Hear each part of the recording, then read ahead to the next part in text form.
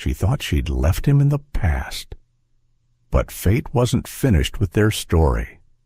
What would you do if the first boy who ever held your heart reappeared on the day he was about to marry someone else? Ellie Harper spent years learning how to forget.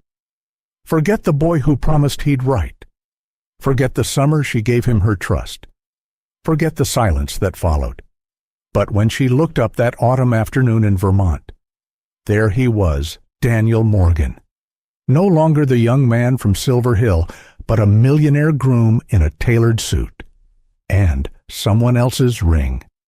Now, Ellie faces a quiet war inside her. Does she stay silent and let him go again, or does she risk everything to speak a truth that could ruin it all? This is a story about love found in forgotten places, about wounds that never fully closed, and about the courage it takes to choose the heart when it might be too late. If you've ever carried the memory of a love you thought you lost, tell us in the comments. Your story matters. Now, let's begin with a woman who thought she was just working another wedding. Until she saw him. She thought she'd buried the past. But when she looked up, there he was about to marry someone else. The wind that morning carried the faint scent of cinnamon and dried leaves, weaving its way through the wooden beams of the old barn at Maplewood Farm. It was early autumn in Vermont, and the trees had begun their quiet transformation, fiery reds, buttery yellows, deep amber. The kind of season Ellie Harper had always loved, beautiful, but fleeting, like most things in her life. She stood by the long dining table near the barn's open archway, her fingers brushing linen napkins into place with quiet precision. The setup was nearly done. Rows of rustic wooden chairs lined with eucalyptus garlands, crystal glasses catching slants of golden light. It would be a stunning wedding, no doubt, the kind that belonged on magazine covers. The kind she would never be invited to, except to work behind the scenes. Her brown boots, scuffed and speckled with dust, moved carefully across the hardwood floors. In her khaki vest and long-sleeve shirt rolled at the cuffs, Ellie looked nothing like the girl she once was. She had grown into her quietness over the years, learned how to disappear without being gone. Blending into the rhythm of polished silverware and floral symmetry had become second nature. And then the air shifted. It wasn't the breeze that changed, but something heavier, as if the silence itself took a breath. Ellie looked up. Her eyes met his before her mind had time to stop her. He stood at the far entrance, flanked by two groomsmen and a wedding coordinator, his figure backlit by the warm October sun pouring in through the open barn doors. Tall, broad-shouldered, dressed in a perfectly cut navy suit, his tie the color of crushed burgundy roses. But it wasn't the suit that made her chest tighten. It was the face. Daniel Morgan. The name echoed in her ribs like the final note of a song she'd forgotten how to hum. Her breath caught. She gripped the edge of the table as 1,000 memories surged like a wave hitting a dam threatening to burst through. Her knees weakened, but her training kicked in. Head down. Keep moving. Don't be noticed. Don't let him see you. She turned away, heart pounding so loud she was sure someone would hear. But the noise of arriving guests, the rustling of florists adjusting centerpieces, and the soft test notes of the string quartet disguised her panic. He wasn't supposed to be here. Of course he could be here, she reasoned. Vermont was a popular destination for upscale weddings. But this wedding. At this venue, with her working in the background, fate had a cruel sense of humor. She reached for a set of wine glasses, hands trembling slightly as she arranged them on the sweetheart table. Her reflection in the glass, faint and distorted, looked tired. She hadn't worn makeup that day. No one expected her to. From the corner of her eye, she felt him noticing her. A shift in his stance, a pause in conversation, then footsteps, slow, hesitant. Ellie. The sound of her name, spoken like a question, like a whisper through time, broke something open inside her. She froze, her fingers stilled on the last glass stem. She hadn't heard that voice in almost 20 years. But somehow, it still found the old places in her heart, the corners she'd boarded up, swept clean, and tried so hard to forget. She didn't turn around, couldn't. Instead, she gathered the last of the table settings, forcing her limbs into motion. If she looked at him, really looked, everything might come rushing back. The summer evenings, the laughter, the way he used to tuck a pencil behind his ear while reading poetry to the kids at the community center.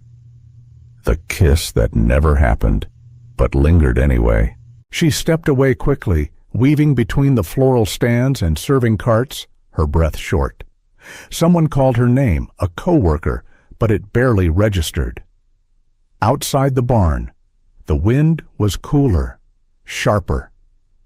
She hurried toward the side of the property where the old glass greenhouse stood, no longer used for actual plants, but kept intact as a charming relic of the farm's past. Ivy curled around its beams, and the panes trembled softly in the breeze. Ellie ducked inside, leaning against the glass wall, her palms flat against the cool surface. Her chest rose and fell in uneven rhythm. The scent of old soil and sun-warmed wood filled her lungs. She had imagined many versions of Daniel Morgan over the years, the boy he was, the man he might have become. But not this, not the man who had just spoken her name like it still meant something, and not the groom standing at the altar of a life that had no place for her in it. She squeezed her eyes shut. What were the odds?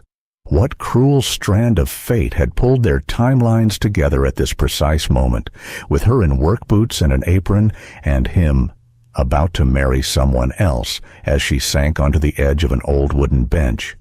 Her thoughts raced, spiraling through the decades, through memories she thought she'd packed away for good.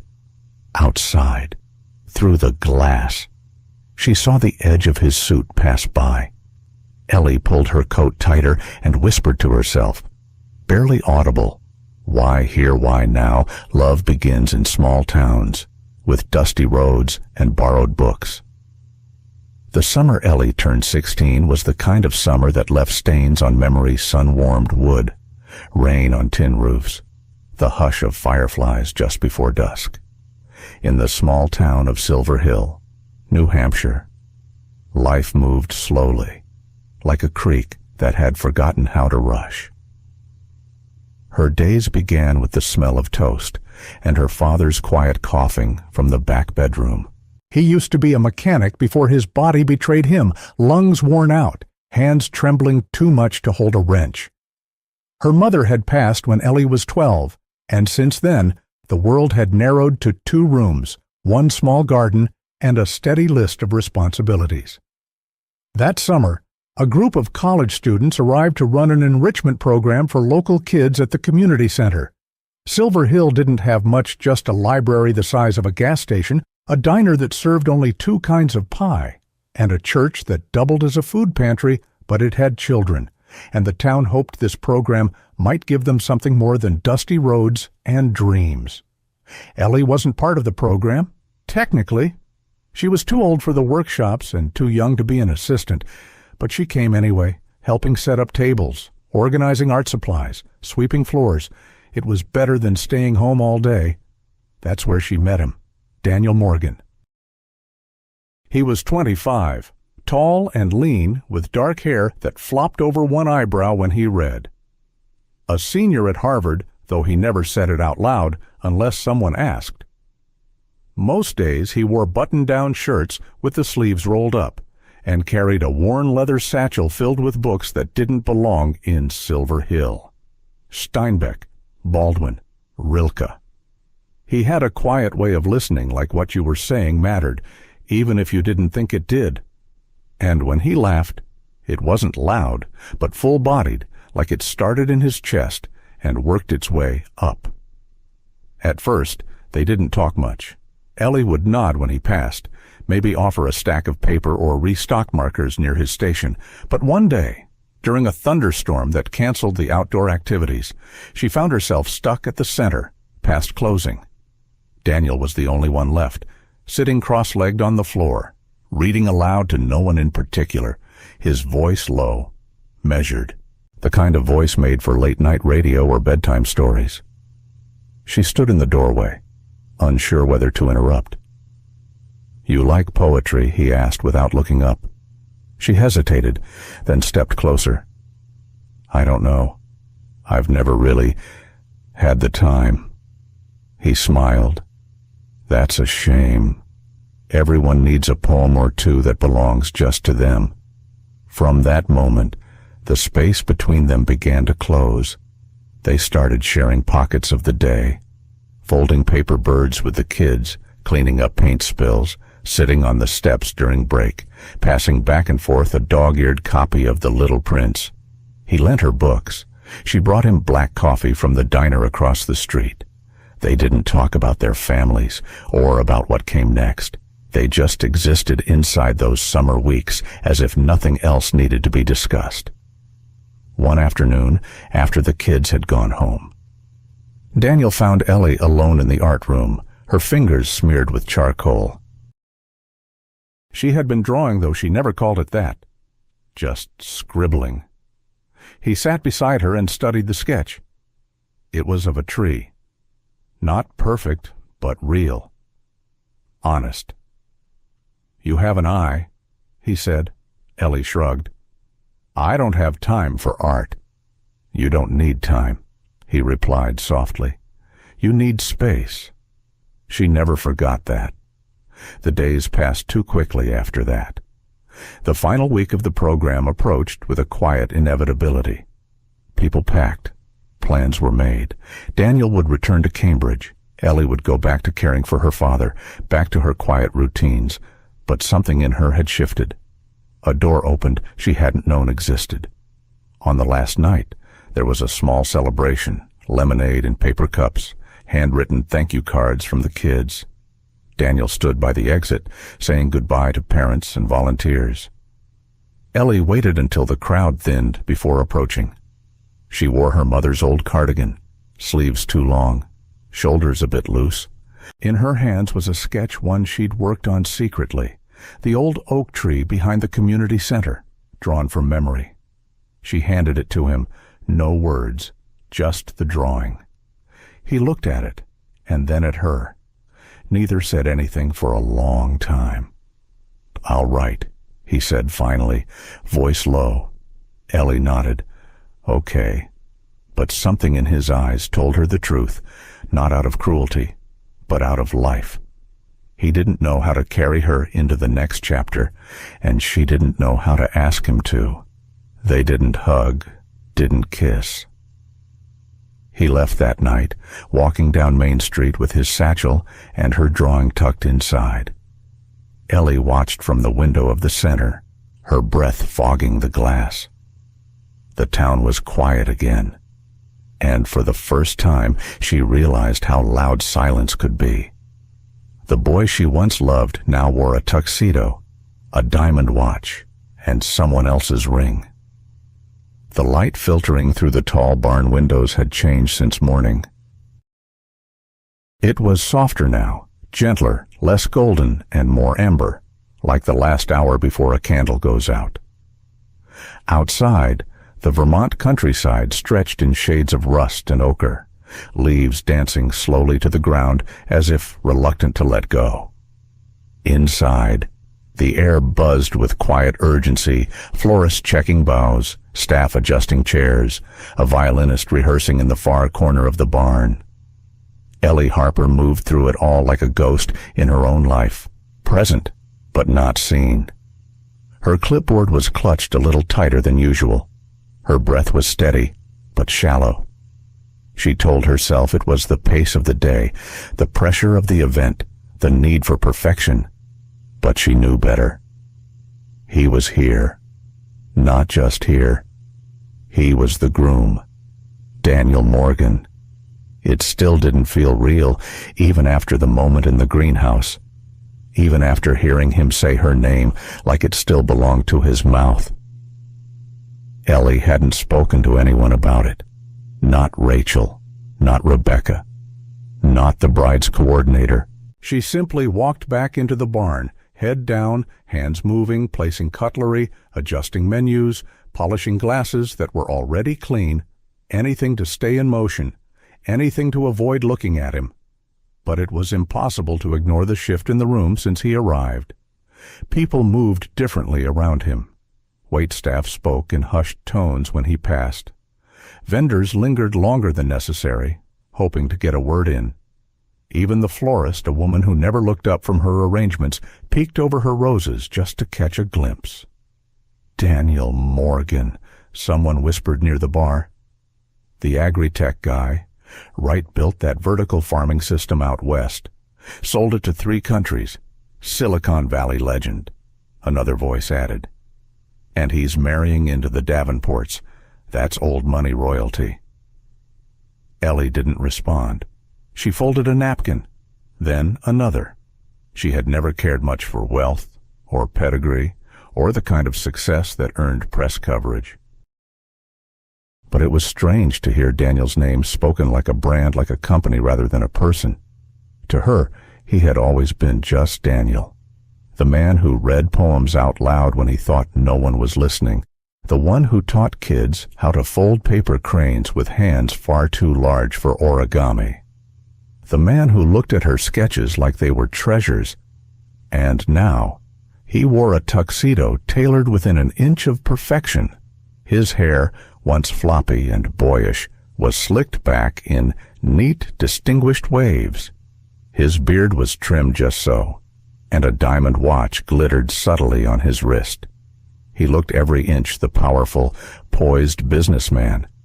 But Ellie knew better than most people often wore success like a shield. At one point, she caught sight of Lila Davenport, his bride-to-be, sweeping into the room in a cloud of ivory silk. Lila was as poised as her press photos suggested, tall, sharp-featured, with a voice that sliced through the air like a bell. She placed her hand lightly on Daniel's arm, smiling for a photographer, and for a brief second, Ellie watched him smile back.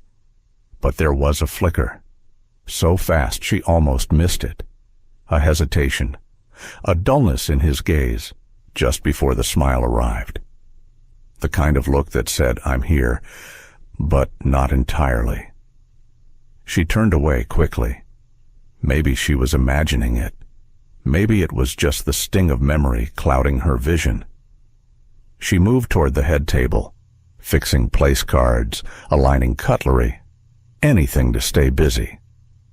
The barn echoed with the sound of light chatter and string instruments warming up. Someone asked for more candles to be lit. Someone else asked for more napkins at the dessert bar. She fulfilled each request like muscle memory. And then, once again like gravity had pulled her chin upward, her eyes found him. Daniel stood across the room, alone now. Their eyes met. It was only a second, a heartbeat. But in that single moment, time unraveled. Ellie felt herself pulled backward 20 summers ago, sitting on stone steps as his voice drifted over the pages of a borrowed book.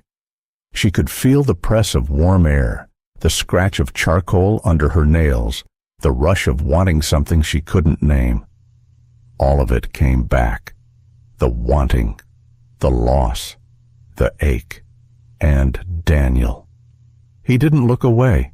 He stood still, glass in hand, like a man looking at something he didn't know he'd been searching for. It took every ounce of control Ellie had to break the gaze. She turned sharply, face flushed, heart pounding in her chest. She could not do this, not here, not while wearing an apron and boots and hiding behind napkin folds, not while he wore another woman's ring on his hand. She moved toward the barn doors, ready to step outside just for a minute, just long enough to breathe. But before she could reach them, a voice cut through the room. "Ellie, can I borrow you for a sec?" It was Rebecca, her supervisor. Clipboard in hand, eyes locked on the dessert station. Ellie paused, mouth half open. "We need help with the custom place cards. They got shuffled in the wind, and they're out of order. Chef's losing his mind." Ellie blinked, nodded, and turned back around. The door out her chance to disappear slipped from her grasp like mist through fingers. Success can polish a man, but it can't clean the ache in his eyes. The applause had faded after the rehearsal toast, but Daniel Morgan stood by the back window of the barn, untouched by the noise. In his hand, a half-empty glass of sparkling cider reflected the late afternoon light. But he hadn't taken a sip in over 15 minutes. He wasn't listening to the band's run-through. He wasn't thinking about the timeline of the ceremony. He was thinking about her, Ellie Harper. Of all the faces he expected to see today, high school classmates turned PR managers, venture capitalists in slim-cut suits, Lila's aunt with her habit of collecting luxury handbags, she was the one he never imagined. And yet, there she was, just past the hydrangeas, standing beneath the iron arch near the east wing of the barn. Same quiet strength, same stormy eyes, only now she wore a black apron and sturdy boots, a headset tucked behind her ear, and when he'd said her name, she had looked at him like a ghost had spoken. He hadn't meant to say it out loud. The name had slipped from his mouth like breath on glass, fragile, unintended, but revealing something long hidden. Ellie. He could still hear his own voice, hushed but heavy. She had fled before he could say another word. Now, hours later, the memory sat on his shoulders like a wet coat.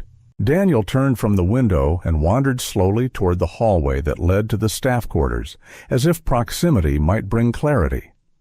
But all he found was more silence and more ache. He remembered the way she used to sit on the steps of the Silver Hill Library, her hands stained with charcoal, sketching things no one else could see. He remembered the smell of lilacs on her scarf, the way she always tucked her hair behind her ear when she was nervous.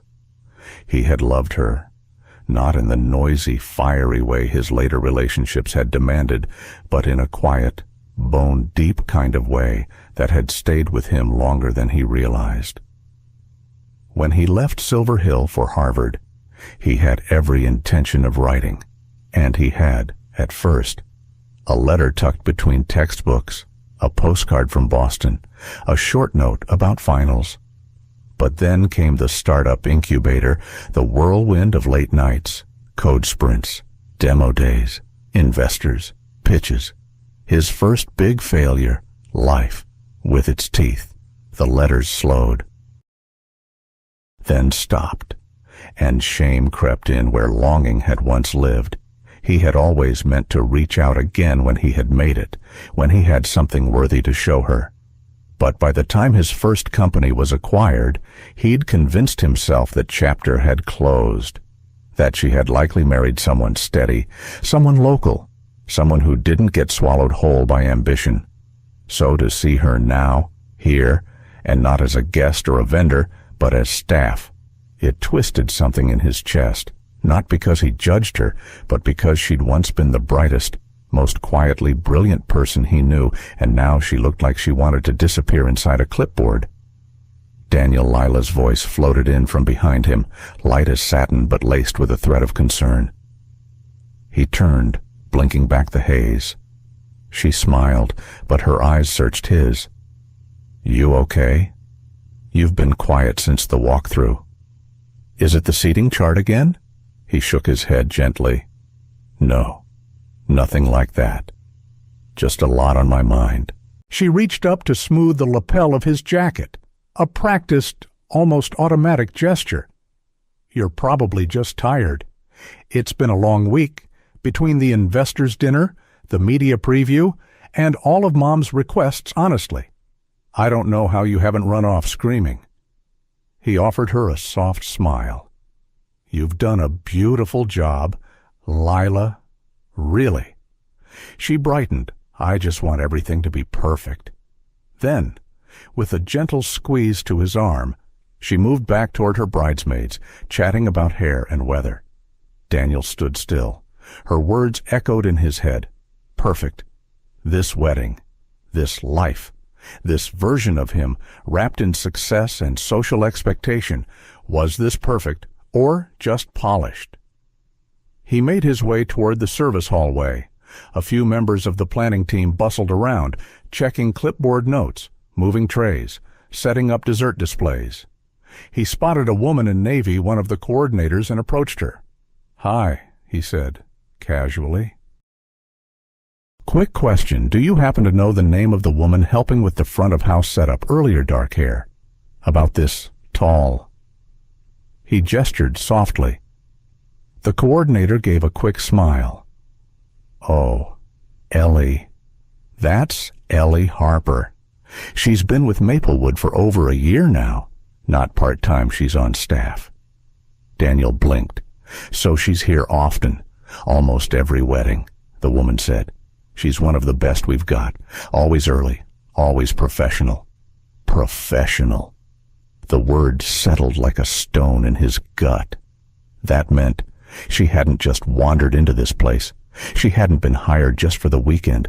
She belonged here, had built a life here, one he hadn't seen, hadn't imagined, hadn't reached for. How many weddings had she quietly worked while he was off speaking at conferences and signing merger deals? How many times had she blended into the background? How many moments had he missed? He thanked the woman and stepped outside onto the gravel path behind the barn. The wind picked up, rustling the golden leaves above. A dog barked in the distance. Somewhere near the orchard, laughter rose from a gathering of guests sipping cider. But Daniel heard none of it. His mind buzzed, not with nerves, but with knowing. This wedding, the guest list, the grandeur, the press was supposed to mark a new chapter, a fresh start, a future. But now, standing in the cool October light, all he could think was, "This wedding may not be the answer I thought it would be." Some hearts stop waiting. Hers never did. The sky had begun its quiet descent into dusk. Light slanted through the tall pines along the edge of Maplewood Farm, painting the gravel paths in soft, rust-colored stripes. It was the hour between bustle and breath, when the day sighed and everything stood still for just a moment. Ellie Harper leaned against the frame of the catering shed, fingers wrapped around a mug of lukewarm coffee she didn't plan to finish. Her black apron was stained with buttercream, and her hair was coming loose from its clip, but she didn't care. Not tonight. Beside her, Rachel leaned back on a stack of folded linens, legs stretched out, sipping from her own mug like it held something far stronger than coffee. "You've been off all day," Rachel said gently, breaking the silence. "And don't tell me it's just the wedding stress. You handle triple-booked weekends without blinking." Ellie gave a soft chuckle, but it faded quickly. Her gaze remained fixed on a patch of golden leaves near the fence line. "I saw someone today," she said finally. "Someone I never thought I'd see again." Rachel looked at her, curiosity sparking. Old flame Ellie nodded. Barely. Rachel didn't push. She waited. "It was Daniel," Ellie said, her voice barely louder than the rustling leaves. "Daniel Morgan." Rachel sat up straighter, as in, the groom. Ellie nodded again. The silence between them deepened, more reverent now, as if even the trees paused to listen. They had worked together for years. Ellie and Rachel. They'd mopped floors in storm-black nights, chased raccoons from outdoor weddings, and once improvised a bridal bouquet out of herbs and wildflowers when the florist canceled last minute. Through it all, Rachel had learned how to read Ellie the way others read menus. Quiet glances, half smiles, deep silences, but she had never heard her voice tremble like it did now. "I was 16, Ellie began, eyes still on the trees. and he was 25. He came to Silver Hill one summer to teach at the youth center. He was still in school then, Harvard. I think everyone loved him. But Rachel waited. I adored him, Ellie whispered. In that way, only a quiet, bookish girl with a sick father and too much time on her hands can adore someone who makes her feel seen. She looked down at her hands, thumbs tracing the curve of the ceramic mug. He listened when no one else did. Talked to me like I mattered, like I wasn't just the girl who smelled like hospital rooms and library dust. Rachel said nothing. She just reached over, touched Ellie's knee, let the gesture speak what words couldn't. Ellie's eyes filled, but she didn't cry. He left at the end of summer, said he'd write, and he did. For a while, she gave a small, sad smile. Postcards from Boston, notes on yellow paper, a pressed leaf once, from Harvard Yard. I kept them all in a shoebox under my bed. Her voice softened. Then the letters slowed. And one day, they just stopped. Rachel's face was gentle. Did you ever try to reach out? Ellie shook her head. I didn't know how. We weren't anything official. No promises, no plans. Just, she paused, just memories. She set the mug down, cradling her hands together. I never hated him. She said I wanted to. For a while, I think I told myself I did. But the truth is, I understood. He had a life waiting for him. Ambitions. He wasn't meant to stay in a town like Silver Hill forever. Rachel studied her. But you never forgot. Ellie turned to look at her friend, eyes shining. How could I? She smiled, a little embarrassed. You know that feeling when someone walks into a room and suddenly the world feels a bit clearer. That's what he was. That's what he still is, even after all these years. And believe me, I've tried. Rachel raised a brow. Tried what? To forget? To move on? I dated. There was a carpenter once, sweet man, and a widowed vet who volunteered at the shelter. But she paused again, biting her lip.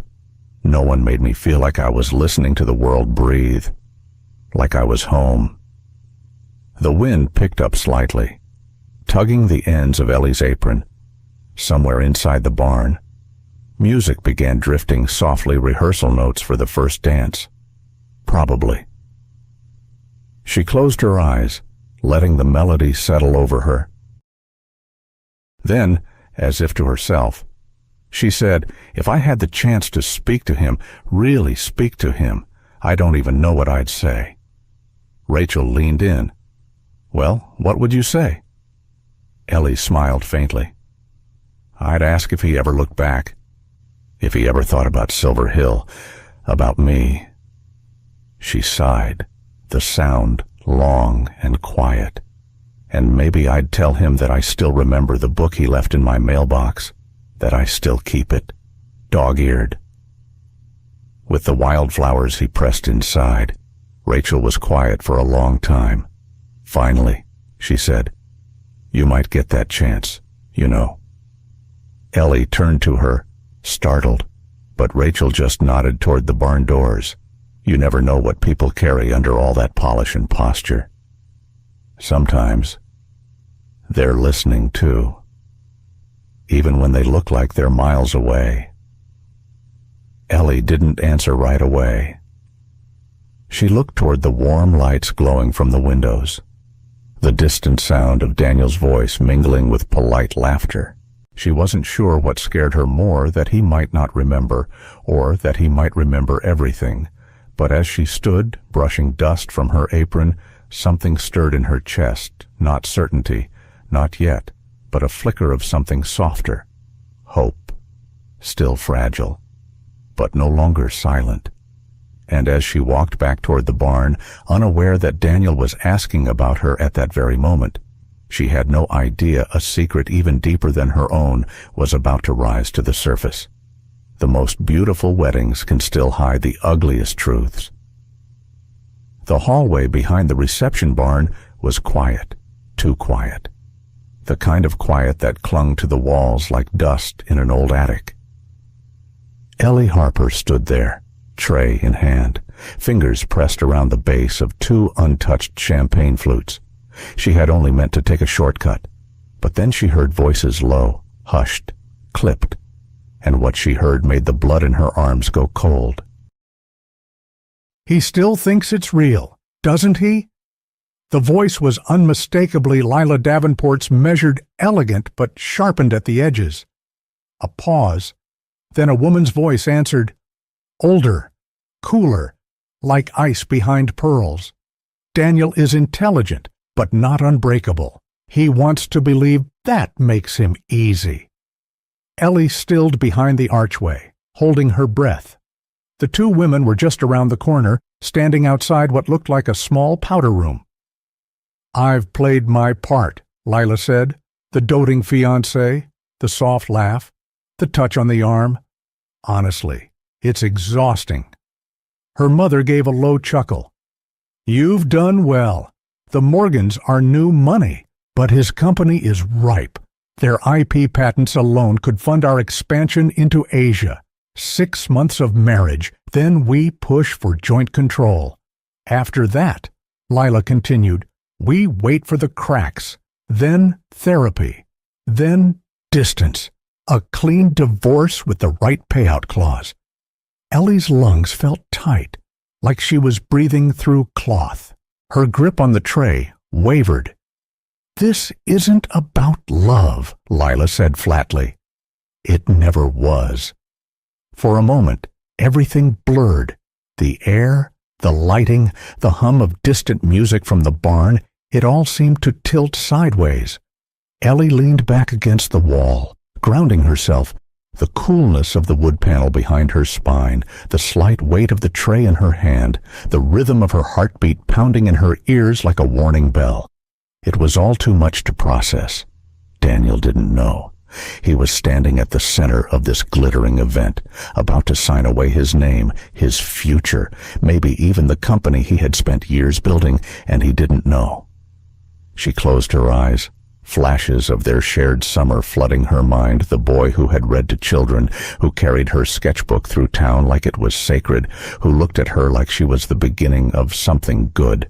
That boy was being used. And the man he had become, polished, powerful, but clearly still tender beneath it, was walking into a cage lined with white silk and false promises. Ellie opened her eyes, breathing slowly through her nose. A part of her wanted to drop the tray, run out the back door, and never return. This wasn't her fight. She wasn't his family, wasn't his fiancée. She was just the woman who used to know him, who used to matter once, under the low hum of summer trees. But another part, older, quieter, stronger, spoke up. The part of her that still carried the boy in her heart. The part that knew how soft his eyes got when he listened, and how quiet he became when something hurt too deeply to speak aloud. Daniel deserved to know the truth, even if it shattered everything. The hallway emptied. Footsteps receded. The voices faded behind a closing door. Ellie stepped forward slowly, mechanically, like she was sleepwalking. The tray still rested in her hands. The champagne flutes clinked gently as she turned the corner and looked down the long hallway leading back to the reception barn. Light spilled across the floor from the open doors, golden and warm and utterly unaware of what had just been said in the shadows. She stopped in the middle of the hallway, her breath caught, her feet wouldn't move. What if he didn't believe her? What if he thought she was jealous, or bitter, or just trying to insert herself into a life that no longer had space for her? What if, after all these years, he looked at her and saw only the girl he had outgrown? Her heart pounded, echoing in her ribs like wings fluttering in a jar. But still, she couldn't unhear what she had heard. couldn't pretend she didn't know, couldn't leave him to walk into a future built on manipulation and strategy. Not love. Ellie turned to place the tray on a side table, careful not to make a sound. Her hands were trembling now, but she steadied them with a deep breath. And then she heard it. A soft footstep behind her. She turned quickly, expecting perhaps another staff member, but it was only her reflection, caught in the edge of a hallway mirror.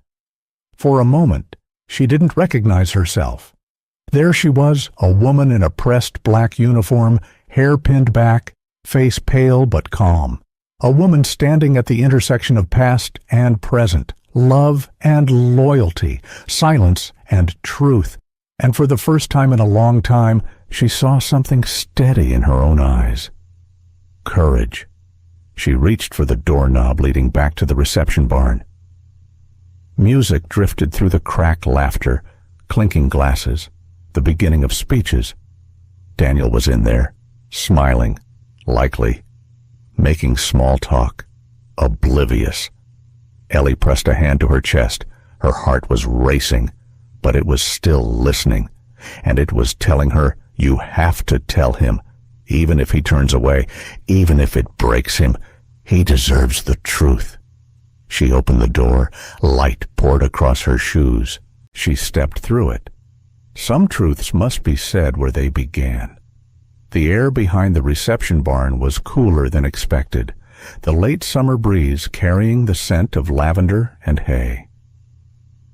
Ellie Harper wrapped her arms around herself as she walked briskly down the stone path. The sounds of the wedding faded behind her champagne flutes, clinking, voices rising in laughter, music humming its polished, well-rehearsed tune. But none of it reached the old greenhouse. It sat quietly at the edge of the property, tucked behind a row of pear trees and weathered fences. Overgrown vines curled around its glass panes, some cracked with age, others fogged by years of moisture and sun. Once, it had been a place where brides posed for photos and grooms fumbled with bouquets. But that was years ago. Now it was mostly forgotten, except by Ellie. She reached for the latch. The door creaked, hesitant, as if uncertain whether it should welcome her back. Inside, the light was soft and fractured, falling through dusty panes and slender ribbons. The smell was familiar soil, roses, memory. And there, standing in the middle of it all, was Daniel. He was facing away, hands in his pockets, his shoulders drawn tight beneath the fabric of his tuxedo. Ellie's heart kicked. He hadn't changed his posture much since boyhood, still quiet, still retreating into stillness when he didn't know what to do with his thoughts. "I wasn't sure you'd come," he said without turning. His voice was low, heavy. Ellie stepped closer, her voice barely more than a whisper. "I wasn't sure I'd have the courage." He turned then. His eyes found hers, instantly those same eyes she remembered from Silver Hill summers. But now there was something else beneath them. Tiredness, worry, a flicker of hope. "What's going on, Ellie?" he asked gently. "You look like you've seen a ghost." She took a breath. "I overheard Lila and her mother." He didn't speak. "They were talking about the wedding," she continued, "about why it's really happening." Daniel stiffened. "Go on." Ellie told him everything, every word, every pause, every cruel intention. She described the way Lila laughed, the way her mother planned, the timeline they'd mapped out like a business deal, 6 months of pretending, a carefully crafted divorce, a company quietly transferred into Davenport hands. When she finished, there was silence, no denial, no outrage, just silence. Daniel looked down, his jaw tightening. He didn't move for a long time. Then, in a voice that barely carried, he asked, "Why are you telling me this?" Ellie hesitated. "Because you deserve to know, because no matter how much time has passed." She stopped herself, but Daniel didn't seem to need her to finish. He turned to the nearest glass panel, looking out into the fading daylight. "I think I knew," he said. "Somewhere in me. I think I've always known." Ellie stepped closer. "Then why go through with it?" He exhaled slowly. "Because it was easier than admitting I'd made a mistake. Because everyone expected it. Because I was tired of being alone and thought maybe I didn't need real love anymore." He turned back to her.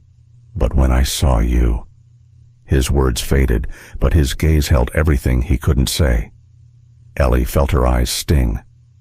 "I never stopped wondering where you went," Daniel added. "Why you never wrote." She looked at him, wounded. "I did. At first, but the letters came back, and eventually they stopped." Silence passed between them again, but this time it wasn't cold. It was a silence of understanding, of time lost but not forgotten. Daniel took a breath and stepped back. "I need to speak to her." It was just after sunset when he found Lila on the wraparound porch of the guest house. She was sipping wine, looking effortlessly perfect beneath the lanterns. She smiled when she saw him. "Hey, you disappeared," she said lightly. Cold feet, Daniel didn't return the smile. Instead, he sat down across from her and rested his hands on the table. "Why didn't you tell me the truth?" "Lila." Her smile faltered. "I don't know what you mean. I think you do." His voice was firmer now, steadier. "Tell me what this wedding is really about." For a moment, Lila tried to hold her ground. She lifted her chin, her features tight with practiced calm. But then something in his gaze, something tired and disappointed, broke through. She exhaled, looked away. "My father's company is struggling," she admitted. "And yours." "Well, it's not. He saw this as a way to keep us both afloat." I agreed because it seemed smart. "Practical. And love?" he asked quietly. Lila hesitated, then shook her head. "We're fond of each other, Daniel. But you and I both know this was never about love." He closed his eyes for a moment, as if grieving something that had never existed. "Then let's not pretend anymore." Lila nodded slowly. "Do you want to call it off?" she asked. He opened his eyes. "I think we both know we have to." Later that evening, Ellie stood by the barn doors, adjusting a place card, when she felt someone step behind her. She turned. Daniel stood there, jacket draped over one arm, his bow tie undone, his expression unreadable. "It's over," he said softly. Ellie didn't reply. She just watched his face, the way his shoulders relaxed, the way something light had returned to his eyes, something that had been missing for a long time. "I don't know what comes next," he said, "but I know it can't be built on a lie." She nodded, her throat tight. "Come with me," he said suddenly. "There's something I want to show you. Sometimes, walking away is the bravest thing you can do for both of you." The announcement came quietly, not with microphones or toasts, not even in the grand dining hall where the wedding reception was to be held. Just a small gathering immediate family, the event coordinator, and a few stunned staff members who'd overheard too much. Daniel stood tall, though his tuxedo was slightly rumpled, and his tie hung loose around his neck. The calm in his voice wasn't performative, it was steady, practiced, necessary. "There won't be a ceremony tomorrow," he said simply. Gasps echoed from Lila's side of the room. Her mother's face paled with disbelief. Her father clenched his jaw but said nothing too proud, too calculating. "We both agree this is the right decision," Daniel added, glancing at Lila, who nodded quietly beside him. Ellie watched from the hallway, half hidden behind a wooden pillar. She wasn't meant to be there. She wasn't supposed to witness a wedding unravel. But then again, she hadn't meant to become part of it either. Lila surprised everyone. There were no tears, no hysterics. Just the cool dignity of someone raised in a house where appearances mattered, and the wisdom, however late, to know when to let go. "I'd rather be briefly humiliated than permanently unhappy," she said calmly, adjusting the hem of her designer dress. "We're not what each other needs." Daniel looked at her for a long moment, then reached out and shook her hand. It was polite, sad, honest, and then it began. By midday, the whispers had started. By evening, the headlines: Tech tycoon cancels, wedding to heiress bride. What went wrong? Daniel Morgan and Lila Davenport. Split before I do. Phones buzzed. Paparazzi waited just beyond the maple-lined drive. Guests whispered and speculated, champagne still in hand, filling the silence with their own versions of the truth.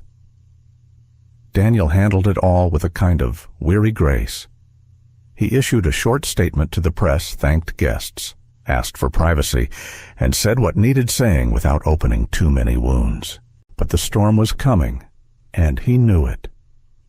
What he didn't know, what he hadn't even thought to check, was that Ellie Harper was already packing her suitcase. She zipped the old canvas bag with trembling fingers. The room she'd been staying in, a modest staff quarters near the back of the property, was already bare again. Just a cot, a nightstand, and the echo of things she hadn't dared to believe. She hadn't spoken to Daniel since the greenhouse, hadn't tried to. She didn't want to be the reason his life came undone, even if she hadn't been the cause. She wasn't a homewrecker. She wasn't a fairy tale ending. She was just Ellie, and she had work tomorrow. Somewhere else, some other wedding, some other couple that might or might not make it. She hoisted the bag over her shoulder and took one last look around the room. It smelled like lavender detergent and lemon furniture polish. Clean, like she always kept things, like she'd tried to keep her heart. The rain started just as she stepped onto the porch. Not a drizzle, a steady, soaking rain. Cold and full of intention. The kind that made you wonder if the sky was sad for you or just had its own grief to carry. Ellie didn't run for cover. She walked straight into it, each step heavy but necessary. The gravel crunched underfoot, the wind catching the hem of her coat as she passed the guest house, the back gardens, the tent that had once promised joy. Her hair clung to her cheeks. Her shoes darkened with every puddle. Still, she didn't stop. She didn't want a goodbye, not when it might make her stay. But he saw her. From the second-story window of the old farmhouse, Daniel stood behind the curtain, the room dim behind him, the storm reflected in the glass. He didn't call her name, didn't run after her like in the movies, because he knew sometimes the truest love was the one that waited, not the one that begged.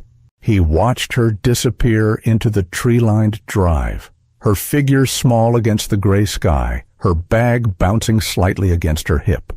She didn't turn around once.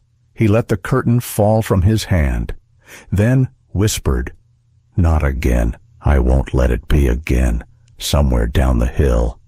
Ellie reached the edge of the property. She stood for a moment beneath a gnarled oak, raindrops streaking her face, unsure which direction to take. Forward felt lonely. Backward felt impossible. But deep inside, beneath the soaked fabric and aching heart, something small and quiet stirred. Not hope, exactly, but the memory of what it once felt like. She tightened her grip on the bag and stepped into the road. She didn't know it yet, but Daniel had already made a vow. Not to anyone else, not even to her, but to the boy he'd once been.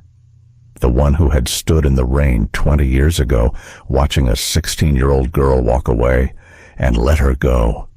This time, he would find her. No matter how far she ran, healing takes time, but love, real love, always finds its season. 6 months. That's how long it had been since Ellie left Maplewood under the weight of a gray sky and 1,000 unanswered questions. Winter came early in Silver Hill that year, with wind that snapped like old regrets and snow that blanketed even the loudest memories. She didn't decorate for the holidays. She didn't bake. She didn't light the little candles she used to keep by the window. But she healed, not all at once, not like in novels. It came slowly like sunlight through lace curtains, like the first warm cup of coffee after days of cold silence. Silver Hill was good to her, familiar, forgiving. The town hadn't changed much since she was 16. The corner store still carried the same raspberry jam she used to love. The librarian still remembered her name. And the air. It still smelled like pine needles and earth after the rain. Ellie worked part-time at the school again, helping with reading programs. The children liked her. She had a soft voice and patient eyes. One of the girls asked if she'd ever been in love, and she only smiled, tucking a strand of hair behind her ear. She hadn't answered, because the truth was, she still didn't know how to describe a love that had once bloomed quietly, died without a funeral, and somehow still lingered like a scent on an old scarf. It was a Saturday morning in March when the knock came. She'd just poured hot water over her tea bag when she heard it 3 gentle taps. Not urgent, not demanding, just there, like someone hoping, but not assuming. She opened the door in her sweater and wool socks, and time paused. There, standing on the weathered porch of her childhood home, was Daniel Morgan. No tuxedo, no press, no polished facade. Just a man in a navy coat, damp from the morning drizzle, holding a worn canvas bag. His hair was a little longer than she remembered. His eyes, still that same hazel she used to dream about, looked tired, but soft. Between them, silence, not awkward, not cold, just full. "Hi," he said. She swallowed. "You found me." He nodded. "Took me longer than I'd like to admit." She looked down at the bag in his hand. He followed her gaze, then offered it out. "I thought you might want this back." She opened the flap. Inside was an old Kindle, scuffed at the edges, the kind you couldn't buy anymore. Inside the cover sleeve was a folded paper creased, faded. It was the poem she'd written the summer she was 16. The one she thought had been lost when he left. The one she'd slipped into the side pocket of his backpack that last day. Too shy to give it to him directly. Her throat tightened. "You kept it." He gave a slow breath. "I found it a few months ago. It had slipped between the lining of the bag. I never saw it. Not until after Maplewood. I stayed up all night reading it. Every line. It sounded like your voice. Like the girl I couldn't forget, even when I tried." She looked at him, then really looked. The lines around his mouth, the hint of gray near his temple, the way he stood, not confident like the CEO people saw on magazine covers, but uncertain, open. He wasn't here to apologize. He was here to ask, not for forgiveness, but for a beginning. "I don't expect anything," he said. "I don't even know if you've moved on. I couldn't go another year pretending like what we had didn't matter, that I didn't walk away from something real because I was too focused on becoming someone I thought I had to be." The tea on the counter had gone cold. Ellie didn't care. She stepped aside. "Do you want to come in?" He smiled just a little, not triumphant, not relieved, just present. "I'd like that." Later, they sat on the porch, wrapped in mismatched blankets. The rain had stopped, and the first buds of crocus had begun to nudge through the damp soil in her garden. Daniel pointed to the flower beds. "You always said spring was your favorite." She nodded. It makes you believe things can grow again." He glanced sideways at her. "Do you think we can?" She didn't answer right away. Instead, she turned toward him and gave him something she hadn't in months. A smile, not polite, not forced, but full, as if something inside her had finally caught up to the season. This time, it was just about love. There were no flower walls, no velvet invitations with gold trim, no long guest lists or champagne towers or photographers shouting for the perfect shot.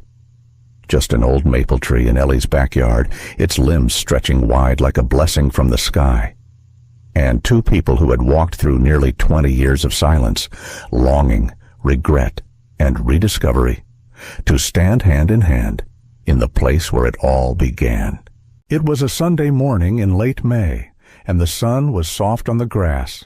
The spring wind carried the scent of lilac and old soil, and the garden around them had started to bloom again, just as it had every year, without fail. Ellie wore a simple lace dress, borrowed from her mother's cedar chest. Her hair, loosely pinned, still smelled of lavender and sunshine. There was no veil, no diamonds, just a small bouquet of wildflowers from the hill behind the house. Daniel stood beside her in a white shirt and gray vest, sleeves rolled, no tie. His cuff was crooked. He hadn't shaved too carefully, but his eyes never left her, not once, as if blinking might break the moment. Their small circle of guests, Rachel, Ellie's colleague and closest friend, the old librarian who once gave Ellie extra time on overdue books, Daniel's longtime assistant, and his younger sister, whom Ellie had never met but now hugged her like an old friend, stood in quiet reverence. Lila Davenport had not come. She had sent a note instead, a kind, handwritten card delivered by post a week earlier. "Thank you for teaching me that love isn't a deal, it's a decision. I've moved to Colorado to start my own gallery. No more contracts, just canvases, wishing you both the real thing. L.D. Mrs. Davenport never wrote. She didn't need to. Ellie knew that kind of silence. It no longer hurt. And as for the press, the public, the investors, Daniel had made his decision long ago. He had stepped down from daily operations, chose a quieter role in his company, returned the engagement gifts, ended the merger that had never truly been about him. He let go of what looked impressive from the outside to choose what felt true on the inside. Now, as the minister stood with his worn prayer book, Ellie felt the ground beneath her feet solid, familiar. She squeezed Daniel's hand. "Before we begin," the minister said, glancing at them both, "the couple has chosen to speak their own vows." A hush, a breeze. Daniel turned toward Ellie. His voice, when it came, was steady but not rehearsed, like something he had spoken to himself 100 times, quietly, when no one could hear. "I was 19 when I thought leaving would give me the life you deserved, but I see now, the only life I ever wanted was the one I would have lived beside you. I've built empires. I've stood on stages, but I've never felt home, not until I saw you again. I promise no more waiting, no more unfinished poems, no more missed birthdays. Just one life. Ours." Finally, there were no sniffles in the crowd, only Ellie standing quiet, her eyes bright not from sadness anymore, but from fullness. She took a breath, then spoke, her voice like sunlight through trees. "I was 16 when you said you'd write. I waited, I grew, I lived, but I never stopped listening for your voice in the quiet. And now that you've come back, not as the boy who left, but the man who chose to return, I choose you too.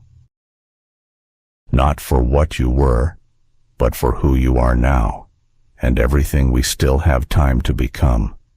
The wind picked up then, like a chorus unseen, and beneath the old maple tree where a summer farewell once left, two hearts suspended in time, Two souls now stood, grounded in presence, wrapped in promises not of grandeur, but of grace. There was no dramatic kiss, no loud applause, only hands held tightly, a smile shared through tears, and the whisper of something true, finally spoken.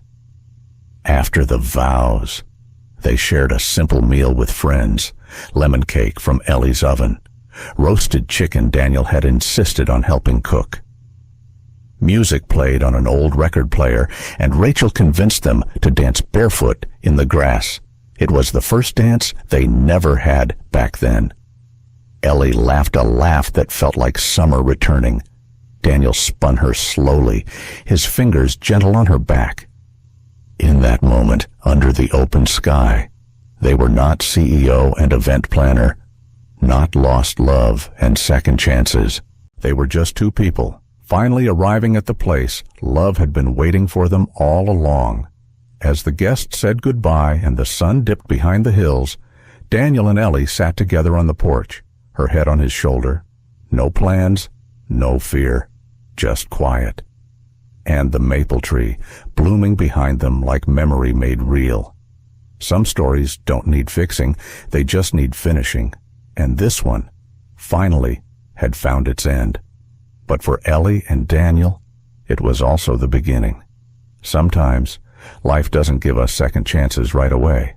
Years pass, people change, roads diverge. But love, the real kind, doesn't always vanish. It waits quietly, tucked between the pages of who we once were. Ellie and Daniel's story reminds us that time isn't always the enemy. Yes, we may lose touch. Yes, mistakes happen. But the heart remembers what truly mattered. There's a deep truth here. We often let go too soon of people, of dreams, of ourselves. We convince ourselves it's too late to turn back, too risky to reach out, too foolish to hope again. But sometimes courage comes quietly, with a knock at the door, and a willingness to begin again. This story is not just about romance. It's about forgiveness, about honoring the past while choosing the present, about understanding that love isn't always perfect, but it's worth fighting for. So if there's someone you've never stopped thinking about, or a dream you've buried under real life, maybe it's time to listen to that small voice inside you, because love, true love, might not come often. But when it does, it deserves to be welcomed home. Thank you so much for spending your time with this story. If it touched your heart even just a little, please consider giving it a like, sharing it with someone who needs a gentle reminder of love's power, and subscribing to our channel for more heartfelt stories like this. Your support helps us continue telling the stories that matter. We're so grateful to have you here.